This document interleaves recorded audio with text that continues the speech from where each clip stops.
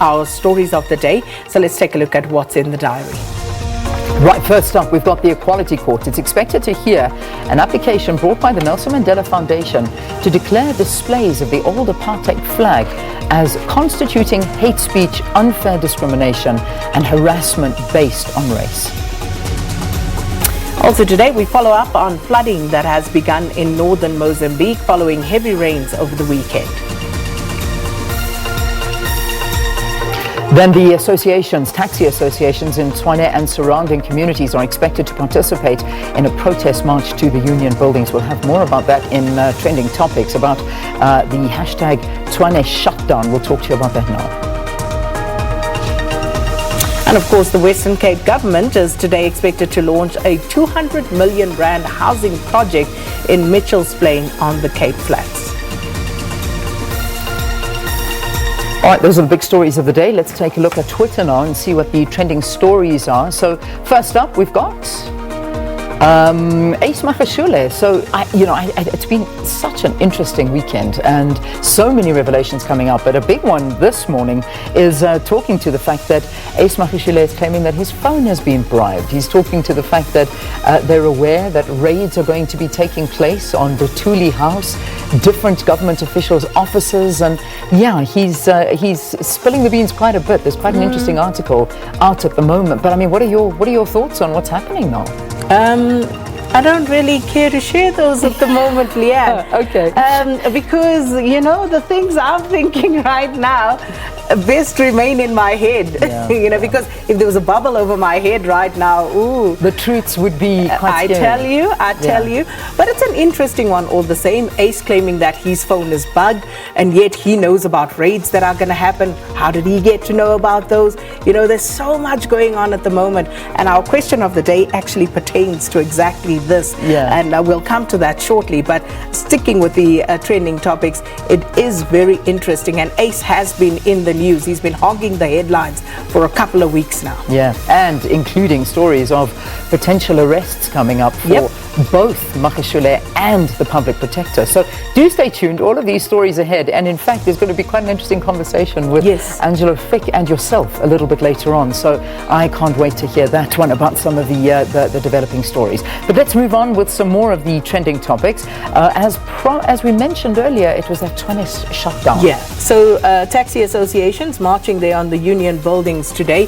And we know that the taxi industry is capable of really shutting down. Yeah. We always hear these hashtag shutdown protests, but if there's one industry that can actually bring everything to a standstill, it's the taxi industry. It's frightening. So there's a poster apparently with the logos of civic organization Sanko and the ANC that's been circulating in the media regarding this big shutdown. The ANC, however, have distanced themselves from this. They say they have got absolutely nothing to do. This planned mass meeting is either spearheaded by rogue members of the community or one of the plots to discredit the party as the country heads into the election. That's what the ANC have said regarding this particular march. But Tshwane, if you are in the area, please, I'm sure Rob Byrne will give us more on that one. But let us know all the same at Morning Live SABC. If there are pictures that you could share with us, we'd appreciate that so that we can share them with the rest of the nation. Right, so Freedom Day also trending. I mean, that was our public holiday that we had on Saturday, the 27th of April, a day that all of us will remember, and visuals always coming to mind of snaking queues of South Africans finally going and voting for the very, very first time. Many South Africans, the democratic first election taking place on that day. So yeah, there you go, Freedom Day, and these are some visuals from days gone by, and just incredible archives, I must say. If there's one thing that the SABC has, it's archives and events and pictures of our history that no organization has. So it's just incredible to watch those.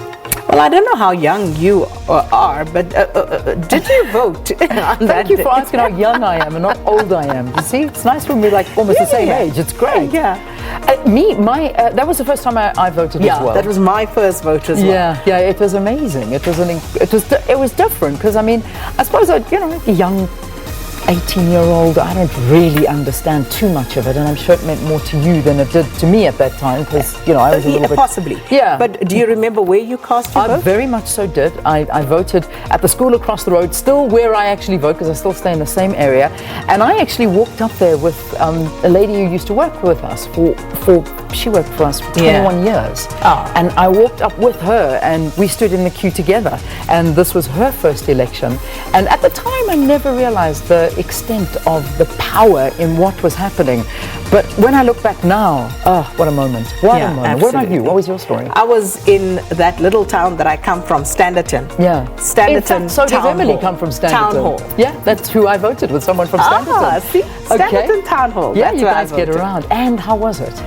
Well, it was fantastic. Remember, I remember going into the town, which is like across the road, and you know, at the OK bazaars and all of that, and the shelves were empty. Yeah. Remember, people thought that this country there were was going to, and people had gone and it was going to stockpiling. They were stockpiling, and the shelves were empty. I vividly remember that. Man, that is interesting. Very, very, very interesting. Everybody bought tinned foods and built a bunker under their houses for the inevitable civil war that was about to take place. And then let's end on a light note. The gorgeous, the magnificent, the handsome Idris Elba is a married man. He married the most gorgeous woman. She's beautiful. You know, at first I couldn't understand what was going on the weekend, and everybody had Idris Elba there, and women were crying. Look at her. They were she's so beautiful. sad. And I'm like, what's going on? And it's because Idris Elba got married. If he was going to get married, I think that's ladies, we have to approve. I mean, that's proper. I remember one of the beautiful comments, someone saying, yeah, he doesn't have to look so self-satisfied about it in that pic there. Exactly. So gosh, can I ask who she is? Sabrina Dore. Yeah. Sorry, I'm not sure. I live vicariously through her as Sakina. Yes, Sakina, exactly. Sabrina. Married in Morocco.